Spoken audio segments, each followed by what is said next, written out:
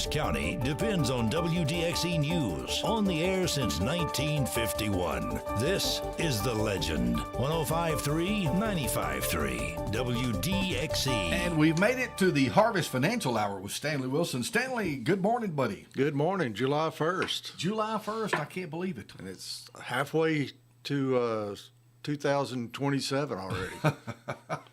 And Closer to Christmas than it was. coming in with a lot of heat. Very hot, a lot of heat. Today it's going to be a scorcher. Yeah. I hope everybody... Supposed to be hot in July, though. If you're working outside, listen to your body, and if you have any kind of dizziness or anything, sit down and get some water or something to hydrate you. Yeah. Gosh, this has been years ago. We were playing golf somewhere. I think I was up in Spring Hill. And this is when I worked for a Lee company way back when. And we had some people we were playing golf with, and it was a day like today. And I had to come off before we finished. It was just in too hot. Yeah. And I think I came close to having a heat stroke, just to be honest. Well, we've had some people out there that works at the golf course that has that's happened to them. So Yeah. you have to really pay attention to your signs. Yeah. I began to kind of fade, and I was like, oh my gosh. And here's the thing, I wasn't sweating. Really? Yeah. It was an odd feeling. Really hot, but wasn't sweating. That's unusual, I think. Yeah. I don't know. It was an odd deal. And anyway, I got maybe cooled if off. you were sweating, that's what sweating does, is cool your body down. Yeah, and it was kind of scary, actually. But anyway, got past it. It was okay. I got in and cooled off and cooled down, and I don't know what the deal is, but anyway, might have been dehydrated or something. I don't know. Yeah, it's not.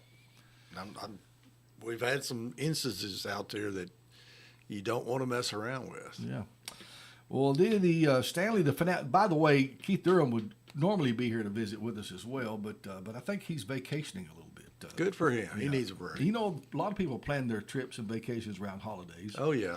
You know, stuff like that. So you got big plans for the holiday? Not really. I may try to catch some fireworks somewhere. Oh, yeah. I think we will, too. Yeah, and there's going to be plenty around. Yeah, Lawrenceburg's having their big one at Bobby Brewer Park, and then even down in Loretta, they're having their big celebration all day on 4th of July. Yeah. The two Catholic parishes are getting together, and they have I think it's been over 150 years they've been doing that. Really? Well, they'll have a big time. Oh, yeah, they always do. Always do. Wayne County's got a big one on Friday night. Friday night, Yeah, really? Waynesboro will do theirs on Friday night. I was with somebody yesterday, and they were telling all the different ones that are around different days. I think some of them are going to be like even Thursday night, but Friday night for sure. Hornwald and Waynesboro, and then on Saturday Lawrenceburg. You know, so you could go around and see a lot of fireworks if you wanted. Yeah, you could just Make them all. It's kind of like at Christmas, you want to go see all the Christmas lights, so you just have to plan your trip out. I really enjoy a big fireworks show. Yeah, I tell you, I was at a baseball game, and this spring at Lawrence County High School, and they had fireworks going off afterwards. So our city administrator, I believe, is a part of that. So that's kind of neat that he's into the. What would you call it? The pyrotechnics? Yeah. The fireworks. So. This past Sunday night, they had a big firework display at Thousand Hills in Etheridge, Thousand Hills Cowboy Church. We didn't get to go because we were coming back from my grandson's ball tournament up in Donaldson. But they do that every year up there. Well, you've seen TNT, right? Yeah. Fireworks. Yeah. All right. That comes out of Florence, Alabama. It does. That's right. And a gentleman named Mr. Charles Anderson, who passed away here last week in Florence, is responsible for getting those fireworks over here because he was one of the first businessmen to be allowed into China after Nixon visited in 1973. Really? So That's interesting. Yeah. And Florence being my hometown, I know a little bit about it. Yeah. And so he developed a relationship with some firework manufacturers in China. So that's where all that came from. Really? And he was so impressed by the Chinese that he even designed his house.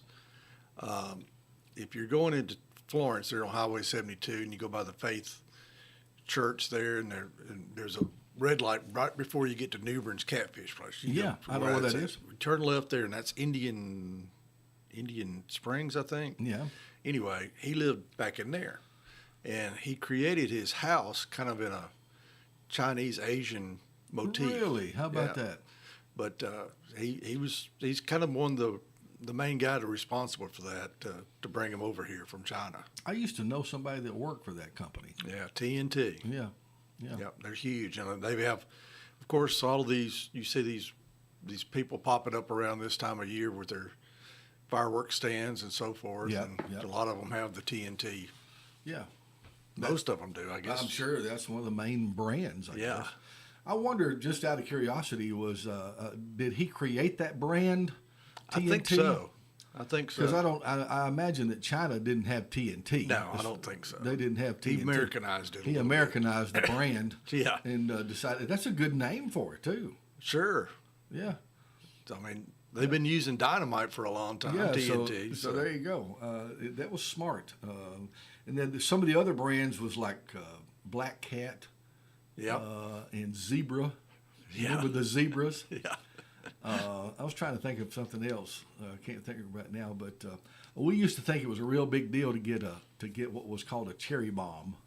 Oh yeah, you got in trouble for that. The cherry bomb, and then there Put was, them in mailboxes. yeah, and then there was the M80s that were big popular. Oh, yeah. The M80s, it looked like a little bitty tiny stick of dynamite. Well, I've seen some private shows that were really amazing. I mean, they went out and they had to spend a bunch of money on this stuff. Yeah. But I mean, they enjoy setting them off and watching them go up and explode and hearing everybody go ooh and ah. And Well, we got local folks that have been selling fireworks here for quite some time. The Gibbs family out on east of town, and the Purcells, and then you have all these others that just show up. The tents that go up everywhere, and I don't know who's behind all those. I'm not sure either. But anyway, and of course we got I think, and if they still do it, I think the Leoma Fire Department sold fireworks, which I always thought was kind of a little bit strange. Ironic. A little ironic. But they use it as a fundraiser for their Leoma Fire Department. So anyway, and I don't know if they still do or not. I think they do. But Well, anyway. I've been hearing fireworks for the last week or so in my neighborhood when the sun starts going down. So I hear the explosions going off. So everybody's they're everybody's getting got ready. some. They're getting ready. warming up for it. Yeah, they're testing them. Warming up for it. That's right. They're testing them. Stanley Wilson's with us, and I'm sure we can take phone calls if you like. Of course, we're talking with him. I don't know everything. He's Harvest Financial. The Harvest Financial Hour, of course, we're supposed to be talking about, we can talk about anything we want to, but Yeah, we're going to talk about some community stuff. community going on. stuff and what have you. But And today, July 1st, in the state of Tennessee, a lot of new laws are enacted. really, So when I moved up here from Alabama in 2003, we didn't have that down there. They just set a date for when the law was supposed to go into effect. But it seems like here they just have kind of group everything together for July 1st. okay. And somebody from the legislature can make me wiser about that call. But July 1st, like one thing they're going to do is they're going to allow school systems to display the Ten Commandments. So Yeah. that's a good thing for the conservative side. Yes, it is. And then they got what they call the Charlie Kirk law, where you can't keep people that you disagree with their opinion. You can't keep them from coming to your campus to promote their views. So that's interesting too. Oh, okay. And a lot of other little laws. A lot of stuff. Yeah. Hit the books. Yeah. That's interesting. Shoplifters. You have to be. If you get caught shoplifting numerous times, you're going to go on a registry. Oh, okay. Kind of like the sexual offender registry, I guess. Oh, okay. So You're going to be identified. You're going to be identified. Yeah. That's pretty bad. Pretty bad. Hey, come on in a minute. I don't think Stanley would mind. You mind? No. Who are you anyway? Nobody. Nobody. Yeah, I just mentioned you. What'd you do that? Well, of course, it's so close to the 4th of July. Tyler Gibbs, everybody. And Stanley's going to share some time with you, I guess. What are you doing, Tyler? Least I can get away with. I'm gonna be honest about it. Yeah. Well, listen, we're tied together in a lot of ways, but I know you're here to promote the fireworks and the giveaway. Yes, sir. What are you doing? We are giving away a $750 pack. It's called King of the Block. Wow. It's a big variety pack that we have there in the shop. It's got all your big artillery shells, 500-gram shots. It's something that will guarantee to put on a show for your 4th of July. Yeah, I'm winning it, right? Well, I mean, hey, you get in. Oh my God! How do you get in? So call in up on Mark's show, and I think then Lonnie takes some during the day. They're taking 5 or 10 callers at a time. Call, get in. So call the WLX studio. Yeah, Yes, it's sir. happening on our sister station, WLX. Yeah. But that's okay. Call in, get registered, and we are going to give it away Friday. This Okay. Friday, Yes, sir. giving it away this Friday. I guess third, right? Yeah. What you do? Give it away what time in the morning? We'll give it away on March 1st. So I'd say probably around 8:30. 8:30, something like that, on Friday morning. Well, cool. One other thing I want to ask you about. My grandson Shepard is on your ball team. Yes, sir. Know And that we boy and, well. and we won. and we won. We did. Tell us what we won. We won the 8U state tournament, Cal Ripken baseball. So Wow. we were extremely excited about that. We won it our 6-year-old year, got second our 7-year-old year, and then pulled back out a victory this year. That's awesome. So It was a warm day. Yes, we've played several tournaments in our lifetime with these little guys, and been hot ones. But I feel like that was one of the hottest. It was. It was. This past Sunday. Where were you guys at? We were in Donaldson. Donaldson. Yeah. Okay. Donaldson, right under the flight path. Yes, there was not a plane that went into Nashville all day that we didn't see. And there's a lot of those. Yeah, they came over just one right behind the other all day long. And of course, we'd watch the ball games. Shepard, your team played 3 games. We played 3 games. 3 games that day, and of course, the final game was a championship. Who did y'all play? Mount Juliet? Yes, sir. Beat Mount Juliet for the championship. It was a close game. It was 9-8. We've said it several times. Said started off great. It was 8-0 going into maybe the 5th inning, and turned around, and then it was a 9-8 ball game. I said, well, that shows you that whenever they're 8 years old, anything can happen. That's right. That's right. Well, listen, we appreciate all the efforts you make with the kids, buddy. You work hard with them. I know you do. Hey, it's a privilege, and I mean, it takes a community. I mean, it's a lot of coaches, parents. I mean, it takes a lot, but it's fun. It's a lot of fun. Congratulations. A lot of fun. Now, is there any more behind that? Is there anything happening behind that? Possibly. Possibly. Okay. Possibly. So, All right. hopefully Next we up get- is a region. Yeah, there would be a Southeast region. They have that one this year. I think it's down in Tampa, Florida, and then very possible that we can go and participate into the World Series. They're hosting that down in Florence this year for an 8U World Series. Well, that would be fun. Oh my gosh, Oh, that would be oh, fun. okay. It would. There's teams from all over that come in, Yeah. just for that. So They've been working on the complex down there on Gunnerford Road. yes, down there we're putting all the turf and everything. Yep. So they've made that place awesome. Yeah. The way I hear, I think we've played on it one time as a travel ball team, but would really be excited to get to play on And it. I think they've hosted some other World Series down there. I think last year maybe was it the 9U? It was one age group that I was think down Cal there from Ripken Lawrenceburg. they liked that situation down there, and so Oh yeah, they like that, and they especially I think like the turf okay. part. Especially whenever you're not having Yeah. the rain out ball Right, games right. and things like that. So Yeah, yeah. Now, where's your fireworks stand? So we're at 2350 Pulaski Highway. As I tell everybody, if you're heading out of town, it's just a half a mile past the brass lantern on the left. A bright blue building, like the color of this studio here. And been there for years. Yes, family has done that for, I think we're going on about 65 years now. Wow. Yeah. So, I think I bought my fireworks there as long as I can remember. well, how good can he remember? No, I'm kidding. Not too good. Not too good. All right, Tyler. Thank you, buddy. Thank y'all. All right. Thank you. God bless, buddy. We'll see you. Y'all have a good one. Thank you Hey, for don't coming forget in. to finish up your work. And you know what I'm talking about. Yes, sir. Oh, man. Well, that's cool. And I hope you didn't mind him dropping in on us right there. No, for a no, second. that's fine. I wanted him to tell about the ball game. That was my grandson. Yeah, that's exciting news That was my grandson who got to do that, so it was fun. Yeah, that's congratulations to those kids, and And it would be so exciting for them to get to go to the World Series of that. just right down here Right in down here in Florence. Florence. I mean, I would be there for every moment of that. Well, So- you got to get them to Tampa and get them to win down there, and we'll that's see. that's money to go down there. That's what the It would be. It would. Hey, it'd be worth it though. It'd Yeah. be worth it. I'll see if I can get Lanny Hurst to sponsor it. All right, Stanley. Good to have you here, buddy. yeah, it's good to be here. The Harvest Financial Hour, and of course, how can people reach you?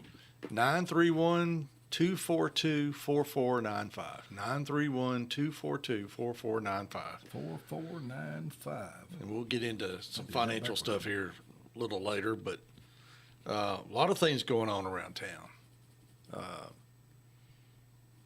One of the big things is the Gentleman from the Cane is going to start up next week That's right. on July the 6th, and they're going to have a 7 o'clock during the week, and then on Sunday they're going to have a 2 o'clock matinee, and you have to go online to Lawrenceburg.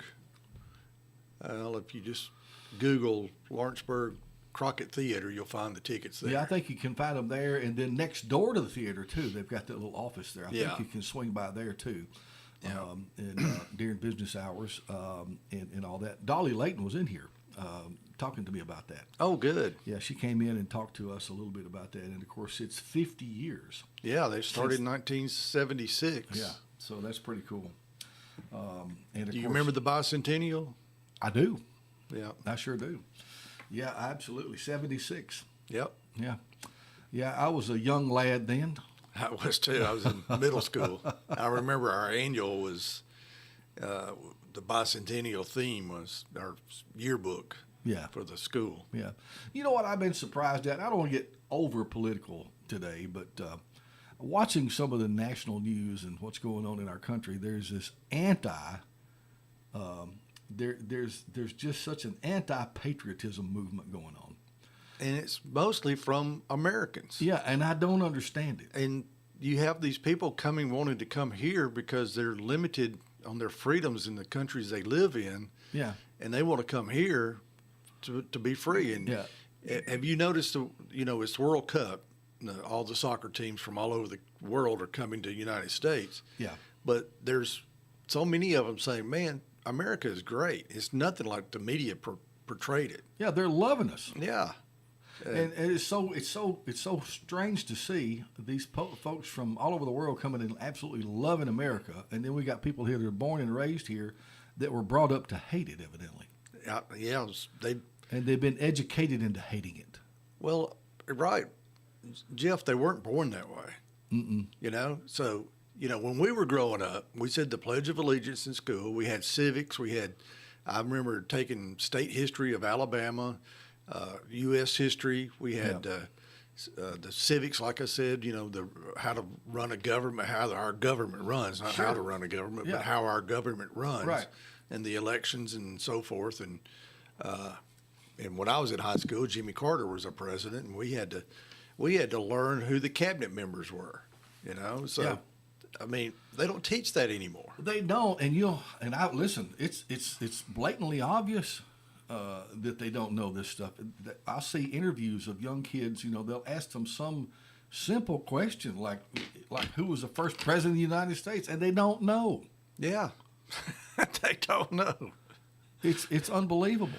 Well, when they're asking, who did we win our freedom for independence? We're celebrating this weekend, 250 years, and Yeah. they don't know the country that that we won our freedom from. It's incredible to watch some of these young people that absolutely have no idea what our country is about whatsoever.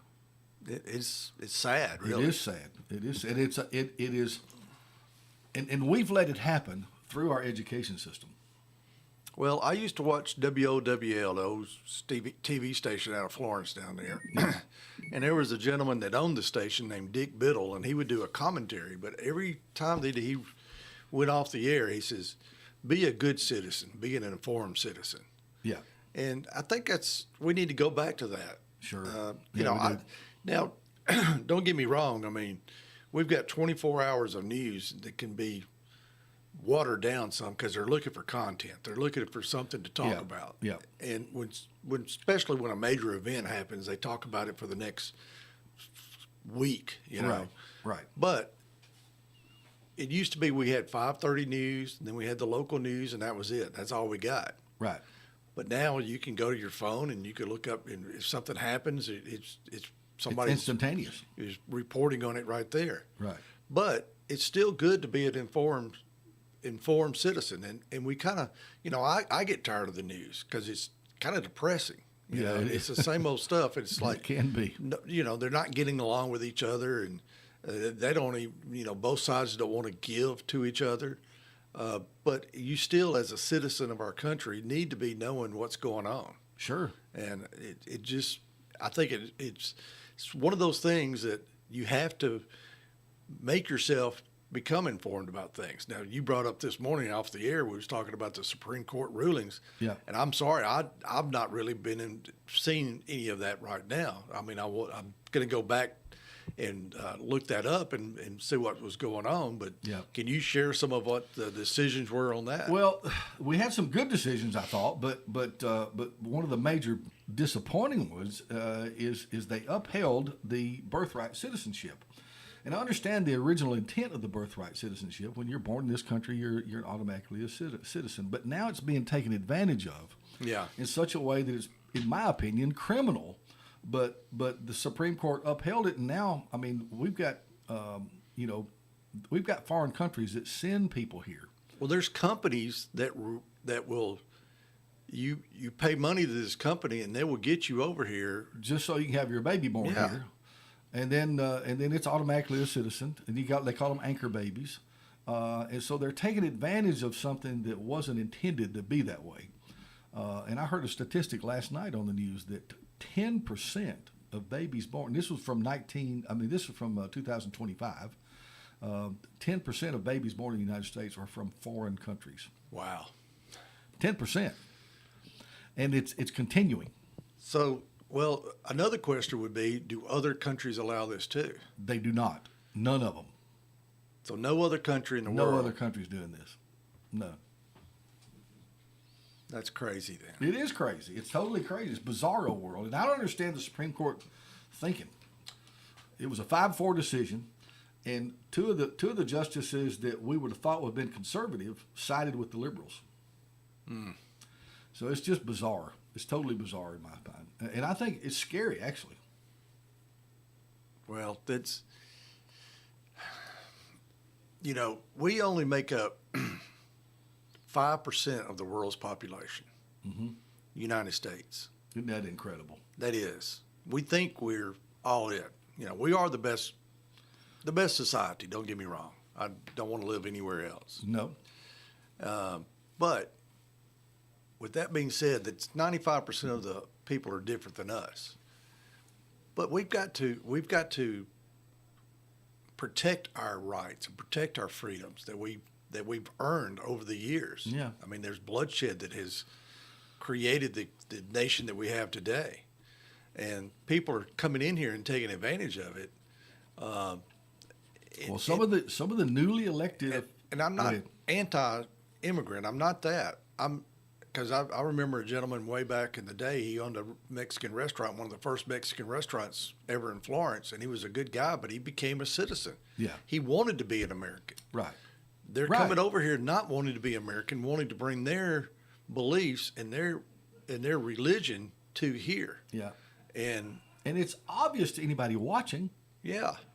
But we've gotten so far to the political correctn't that it's. If you say anything against it, you're labeled as a racist. Right.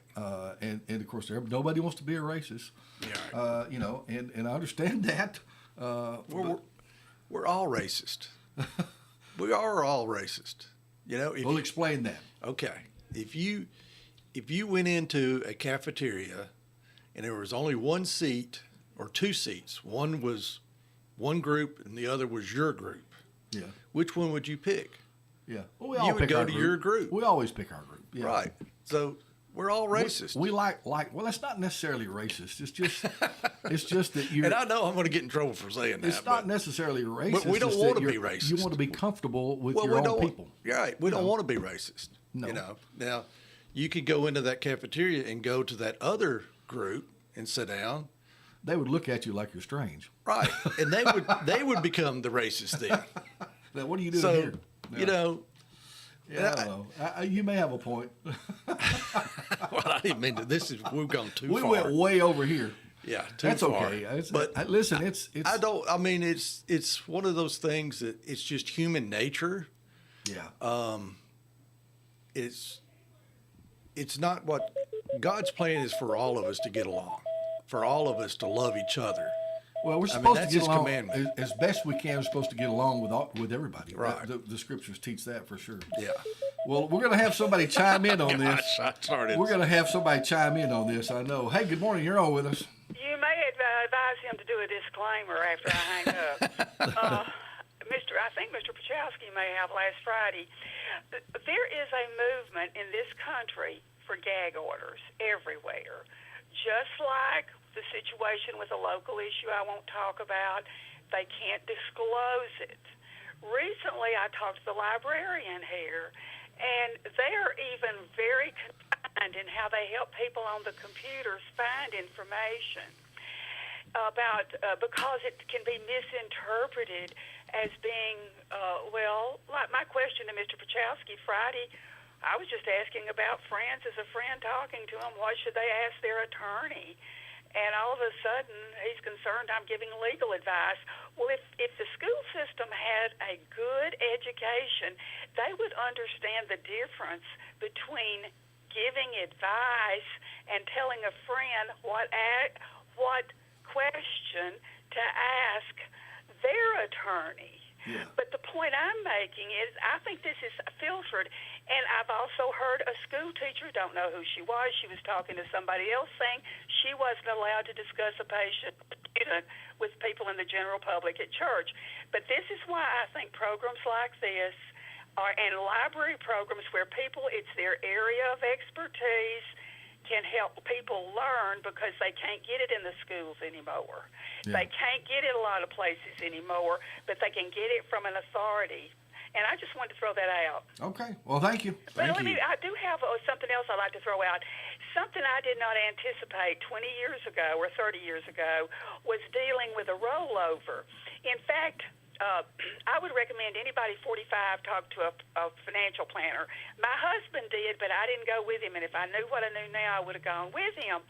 It never occurred to me I could do a rollover until the last 2 or 3 months from another place here.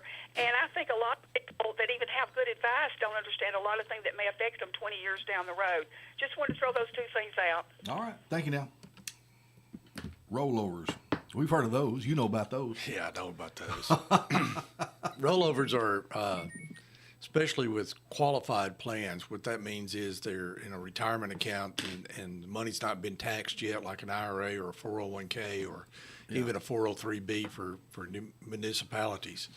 And you can roll that money over to, let's say you retire and you've got money in your 401k, and your 401k people, there's a few of them out there that say, hey, you got to do something with this money. We don't want you to keep it here since you're no longer part of us or whatever it may be.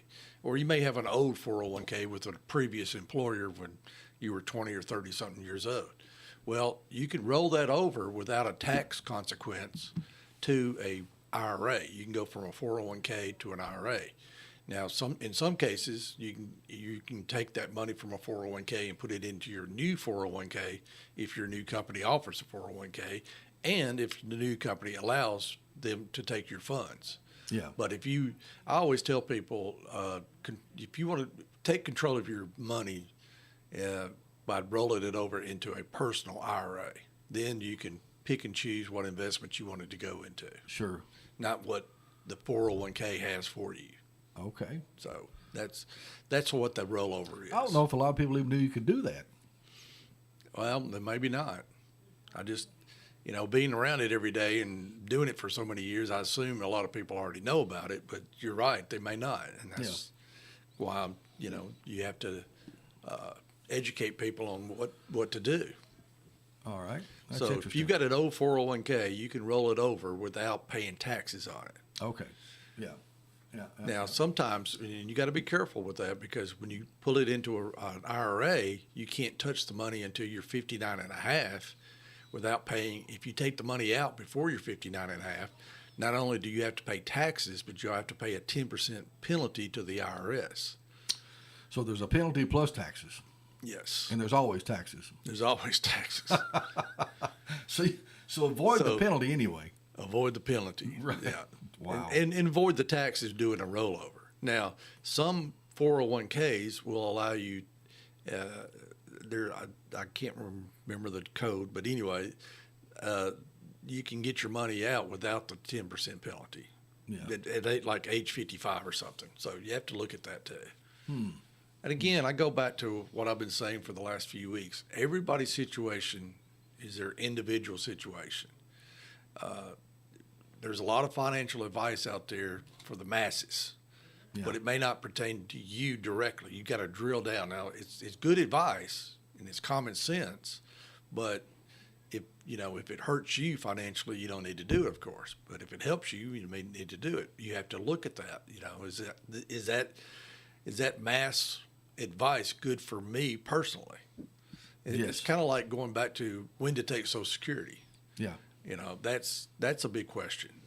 Some people say, I'm taking it at age 62. I don't matter, whatever.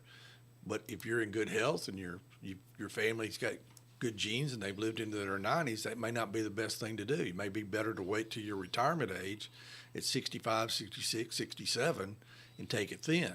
It may be wiser if you've got the money and you don't need the Social Security income right now to wait until you're 70 years old. Then you get a bigger benefit at that age. Right. We got someone else wants to weigh in on this. Hey, good morning. How are you, buddy? Yep, I want to just speak on the Roth IRA for a minute. I'm going to hang up and listen. You want to know about the Roth IRA? Yes. Okay. All right. All right. I'll see if Stanley will comment on that, okay? Roth IRAs is where you've paid taxes on it already, and you could put that in there. A lot of companies are offering Roth 401ks. So you don't get the tax deduction now, and then when you take it out, you got to leave it in there. I think it's 10 years. You got to leave it in there. May not be that long, but you got to leave it in there. And then when you do take it out, it's tax-free because you've already paid taxes on it, and you don't have to pay the taxes on the earnings. You don't have, that's what I was going to ask you. You don't even have to pay the taxes on the earnings? Yes. Okay. So Roth That's is a good. big deal. Roth is a good deal. Yeah, I like the Roth IRA. Yeah, I would suggest a lot of younger people to do the Roth Yes. because it builds up tax deferred. You don't have to pay the taxes in the year that it earns, but when you take it out, then you can take it out tax free or tax exempt. There's no such word as tax free. Tax exempt, yes. So, but with Roth IRAs, it's funded by money that's already been taxed.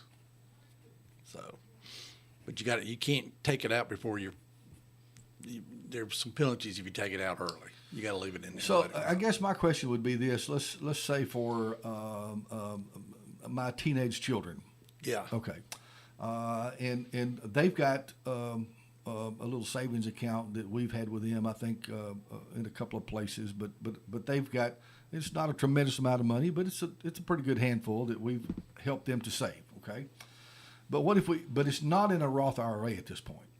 So if we want to take that money and put it in a Roth IRA, is there a tax, anything we got to handle on the front end of that as far as? No, you've already paid taxes. We've already on paid it. taxes on it. Yeah. Yeah. Okay. I mean, Okay. it's always good to keep money outside of retirement accounts. I understand that. But what Right. you're asking is, if we put this money in a retirement account when they're 16, 17, 18, 19 years old, Yeah. it's, the time value of money is going to make it really go up, and the compounding of the interest is going to make it go up. Right. So the earlier they start, the better off you are when down the road. Yeah. But you could do it with Roth IRAs. You're not going to get the tax deduction, but you're not going to have to pay the taxes on it when you bring it out, take it out. Right. Right now, in the 401k world, 401k is an IRS term. It's named for a code that was in the tax code. I think in 1977 or 1978, a gentleman, I think he was out of New Jersey, he worked at an accounting firm, and he said, hey, this will be good for this hospital who's our client. So he went to the hospital, and the hospital said, yeah, that looks good, but we're not going to do it. So we came back, and he says, why don't we do it at our own accounting firm? They had about 40 or 50 people or whatever. So that was the first 401k. And from there, it really snowballed and started getting where it became more popular with these companies, because at that time, companies were offering pensions for retirement. Yes. And what is a pension? That's an obligation of the company to fund. Right. You work for me for so many years, and I'm going to put this money aside for you every year. And then when you reach that certain age, then we're going to start paying you a monthly check. Well, that's great. But that's a hardship on me as the employer, because I've got to come up with the money to put that in there. Right. So it reverses it. Now you have the obligation to save, not me. I'm going to offer you a 401k plan. Yeah. So now you've got to decide how much money you're going to put in, but I'm going to be nice to you. I'm going to match. So I'm going to match 3% of whatever you put in. So you put in 3% for sure, because that's free money to you, because I'm giving you the match. Yeah. But you've got to be there so many years, 5 years, 10 years, to be what they call vested. Vested, that's right. Then you get 100% of my contributions. Now, if you leave before the vesting schedule is complete, you may only get 60% or 80% of what I contributed to you. Yes. So your 401k has taken that role of the employee now is responsible for their own retirement, not your company. Yeah. Does that make sense? And I actually like that better, being responsible for yourself. Well, I mean, the pensions were good because you didn't have to do anything as an employee. Yeah. All you had to do is show up for work and work the number of years. Yeah, but it's almost non-existent now. Oh, yeah. A lot of companies have done away with that. The only people doing it is the governments. Yeah. The government entities. And they're offering the retirement system. You know, that's what we need. That's what we need, Stanley, is a government job. Exactly. We need a government job. Well, you know, there's Darrell Watson resigned as commissioner, so you can run for commissioner down there at the city. Bless the hearts of the guys that are willing to serve. Okay, Yeah, I'll just I put it agree. that way. And I know that there's been a lot of bashing of our government officials Here lately. which okay, you're free to do that if you want to, but are you going to step up and do it? Personally, no. Now, I'm just talking about anybody in general. Do you want to do the job? You're a public figure now. That's right. I mean, You're going to get those calls at 11 o'clock at night when That's you right. don't want to talk to nobody. Yeah, it's a tough job, I think, for a lot of these guys, and I'm thankful for the people that are willing to serve and actually take on the responsibility. I may not always agree with what they do, Yeah. and that's okay. But for heaven's sakes, I don't think we ought to just bash them to pieces all the time. I'm just If you're just throwing that out for you. Well, going back to your question about kids, let's say they have a job, and it pays them minimum wage or whatever, just a little Right. bit more than that or Right. whatever. They're not making making a lot of money. but they got spending money. They got money now. Sure. They got a car, and they want to Learning to be responsible. right. They want to. They don't have to come to you for gas money all the time. Right. But you're probably still paying for their car insurance. Still paying for a lot. Yes. And they want to buy something to, fuzzy dice or whatever to hang it on the mirror, whatever. Right. But if they've got earned income, then you could put up to $7,500 into a Roth IRA as long as they've earned $7,500. Now, if they've only earned $4,000 or $5,000, you can't put that in there. But you could, as a good grandparent or a parent, you could say, all right, son, I'm proud that, or daughter, I'm proud that you've worked and you're becoming responsible, and I'm going to reward you by opening up a Roth IRA. And you could do that for your kids. And you could put money in there. It doesn't have to be $7,500. You could put, if they made $6,000, you could put $1,000. So they have to have an income in order to have a Roth Earned IRA? income, yes. I'll just take Daniel, for instance. He's underage. I mean, he's 15, okay? Doesn't have what you call a real job. he makes some money doing work. Right. Okay. But he doesn't have what you'd call an income. So I can't open up a Roth IRA for him? Well, as long as if he files a tax on it, that's the earned part of it. Okay. So if he's got if he filing income taxes on his, or if somebody's reporting those earnings, Okay. it's not like, hey, Heck no, we're not reporting them. Well, I know. I mean, I go help my neighbors cut their grass, and they pay me cash. Yeah. They're not reporting that to the IRS. Yeah, exactly. But if I go down here to the local grocery store or hardware store or something and get a little job after school, then they're paying me a check. They're reporting that income because they get a tax deduction for salary off of their income tax return. So they're reporting it to his. Now, May is a little bit different story. She's actually working. Okay. Okay. Actually has, quote, a real job. She's taking a position and going to school and working up at the hospital in Columbia. Well, then she probably has those things available to her as an employee benefit package. Interesting. So she needs to be putting money away in that. Well, all right. The old grandma common sense advice from years ago, and it still holds true today, give away 10% to your church or to somebody that's your charity or whatever. Give away 10%, save 10%, and then live off the 80%. Yeah. That's a good grandma thing to do. Yeah. No doubt. So I wished I'd have learned that a lot earlier in life. I than wish I I did. had too. I wish just, all those times I wanted that brand new car and I got approved for credit and had me a car payment, and I'm like, oh man, I got to make that payment this month. Yeah, yeah. And we thought it was a good thing to do. Yeah. Oh my.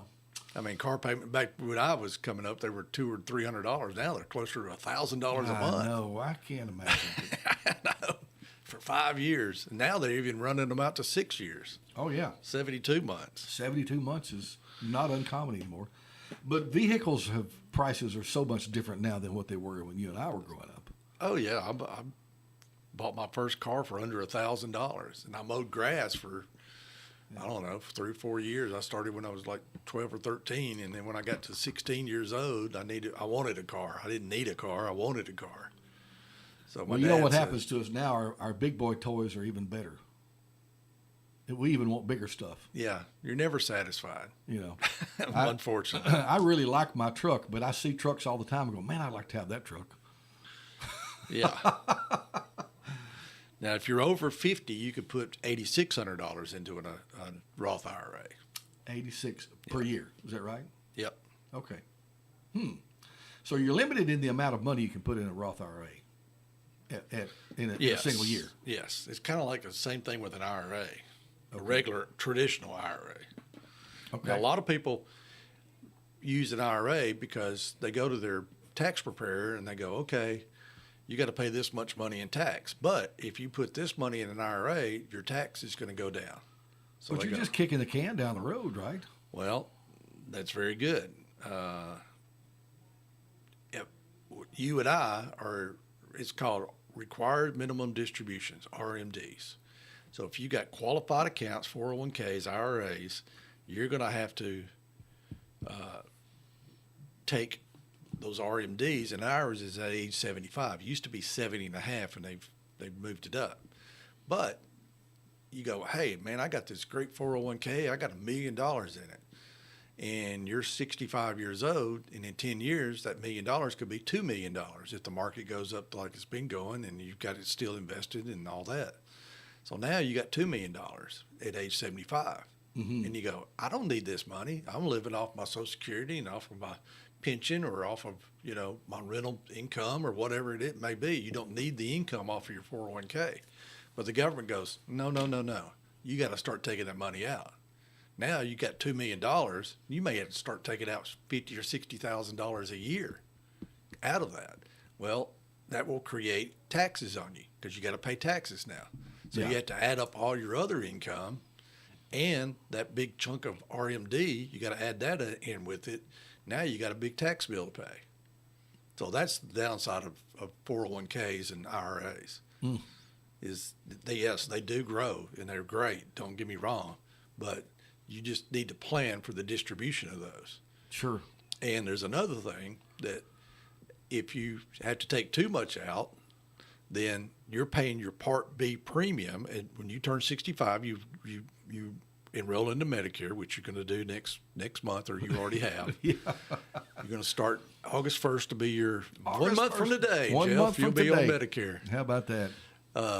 So you're paying your Part B premium, and it's coming out of your Social Security check right now. And if you're not taking Social Security, you still have to pay it because they will send you a bill to pay it quarterly. And I think it's like $202 or something. But if you're in a higher tax bracket or a higher income bracket, I should say, if you're in a higher income bracket, then you have to pay a surcharge on that Part B premium. So now all of a sudden your premium may be $300 or $400. But if you've got the money coming in, it's no problem. But it's just more money for the government. They're taxing you. That's a tax too. Bless their hearts, they need our money. Yeah. Unbelievable. I was thinking 5 years. I said 10 years a while ago, but it's 5. You have to hold it for 5 years Okay. on a Roth IRA. Okay. Interesting.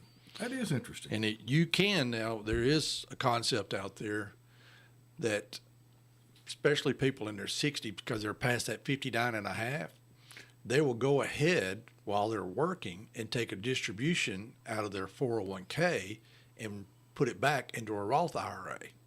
Now, what that does is they got to pay taxes on that.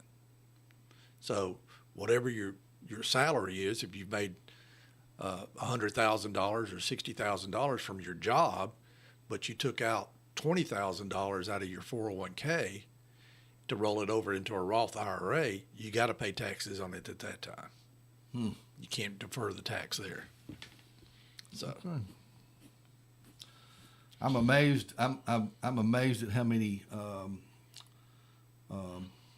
how to me complex the taxes can be. it's too complex. It's big. It's crazy complex. I ran across a YouTube the other day, and I didn't click on it. I want to go back and find it. But we didn't have the income tax until 1913. And the title of the YouTube was, How Did the Government Pay for Their Services Before the Income Tax? So that's going to be interesting. Now, we had an income tax during the Civil War, but that went away after the war. That was a temporary deal. And so in 1913, they came up with the Federal Reserve that year, and they came up with the income tax. And all that did was mess up the middle class. It really did. Wow. 1913. Yep. That is an interesting question. How did the government fund itself before income tax? Right. And I'm going to find out about that. And we'll talk about that next week. But before I leave the air today, I want to mention something else. This Okay. is a completely different subject. But I came across this week in my practice. I had an older couple in their 80s, and they called me and said, "Hey, my life insurance premium has gone sky high. I got a letter saying that I need to put so much money into it, and we don't want to do this, but we don't want to lose our coverage." So I said, "Well, get the policy out and get the letters out," and we had an appointment, and I looked it over. And what it was an old Universal Life from way back, bought back in the 80s or 90s. Sure. And what happened was he quit paying on it when he retired. But the cost of insurance was still going on. And he's lived now into his 80s. And the cost of insurance inside that policy goes up every year. And where the money was coming from was their cash value. Okay. So he had a substantial cash value at the time. Yeah. And he just said, "Okay, I need the coverage. I'm going to leave some money for my wife. When I die, she's going to get this money, and I've had it for all these years," which I understand. That's a good, at that time, I thought that was the wise decision. Again, we don't know how long we're going to live. Right. We don't. Okay, so now this gentleman is, I think, 86 years old, and I read the letter, and it says, "Your cash value is dwindling down. We need $200 a month." Yes. And they go, "We're not paying $200 a month for this." And I can't remember the face amount. It was over $100,000. No, Yes. I'm sorry. I take that back. It was under $100,000. But still, the cost of insurance inside of it made it go up. So I'm saying this to folks out there. Don't just drop your insurance policy, because there are companies that will buy your life insurance. if you feel like you don't need it anymore, feel like you can't afford it anymore, there are companies, just don't let it lapse and get nothing out of it. There are companies that will buy your life insurance policy. There was a court ruling in 1911 that says life insurance is an asset that you as an individual can sell to someone else. What happened was this gentleman back in the early 1900s needed a surgery, and he didn't have the money to pay the doctor, because back then they didn't have health insurance like we do now. Sure. So he said, "Doc, I've got this life insurance policy. I'll give you my life insurance policy if you give me this surgery." And that's kind of a double-edged sword. I mean, the doctor's got your life in your hands, right? Oh my gosh, yeah, that's kind of interesting. But the transaction was made. The doctor took on his life insurance policy, did the surgery, and the gentleman lived. And when he died, I don't know what happened after that. I don't know if the doctor died before him or what. But he gave his life insurance policy as payment for his surgery. Wow. And the life insurance company said, whoa, wait a minute. This doctor doesn't have insurable interest in you. So the insurance company wouldn't allow that transfer to happen. So the guy got an attorney, I guess, or whatever. But anyway, went all the way up to the Supreme Court, and the Supreme Court said, nope, that is his policy. That's an asset to him. He can do what he wants to do with it. So there's that was a good ruling. Yeah, that was in 1911. Now, life settlements have been out there really for a long time, but they weren't really formalized until the 90s. Yeah. Where companies got together and said, "Hey, let's go buy these life insurance policies. We'll pay the premiums for these people. We'll give them the money. We'll offer them money. If they take our offer, then we get the policy. We'll pay the premiums. We'll be the beneficiary. So when they pass away, we recoup our investments."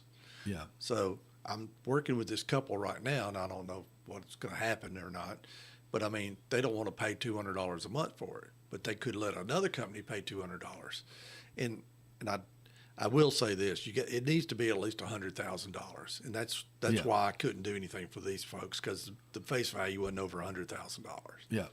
So what do? They give them a lump sum, maybe Yes. a part of it, and then they take over, and then then of course. Let's say you got a $500,000 policy. Yes. It could be a term policy with no cash value, or it could be a universal life. And that's what I'm seeing mostly is these universal lives. Right. People quit paying on them, and it's eating up the cash value. Now, all of a sudden, they're going to have to pay a bunch of money in there to prevent it from lapsing. Yeah. So they make an offer to you, and Yeah. it's based on. I mean, if you're in good health, you're not going to get a lot of money. I mean, as much money as if you were in bad health. Yeah. It's kind of reverse underwriting. Sure. Because when you buy it, they want you to be in good health. But now, if you're in bad health, they may give you more money for it.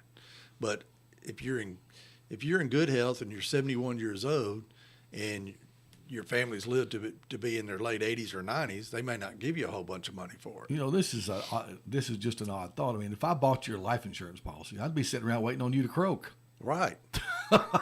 Right. So anyway, I mean, it's a a legitimate business, though. It is. It actually is. Well, yeah. And if you watch the news, going back to watching the news, Yeah. you'll see those advertisements Yeah. on the news channels. Yeah. We'll buy your life insurance policy from you. Yeah. So what I'm saying to you is, if you've got an old life insurance policy that you don't think you need anymore, just don't let it lapse, because it may be worth some money to somebody else. Well, I would recommend consulting with you. How do they want to get in touch with you? We got to wrap this up. Yep, 931-242-4495. 931-242-4495. Stanley Wilson, everybody, with Harvest Financial. We've kind of leaked over. We're going to join programming already in progress. But, man, it's been an interesting conversation this morning, buddy. Yeah, we've gone. We went around the world. Yeah, let me back up. My story about racism is it's just human nature. It's just human nature. Yeah. It doesn't mean you think evil of somebody. No, it doesn't. It just means we like our own kind. Yes, We're that's all more it is. comfortable around our own kind. And we have to guard against that, because I'm a Christian, you're a Christian, and we want to love our fellow man, That's right. Period. regardless of who they are, what culture they are, what skin color they are. That's right. We all need to love each other. And look at how the world would be if we did that right now. It would be a great place. It would be. It would be. Well, all right. Stanley, good to see you, my friend. We'll see you next time. Thank you.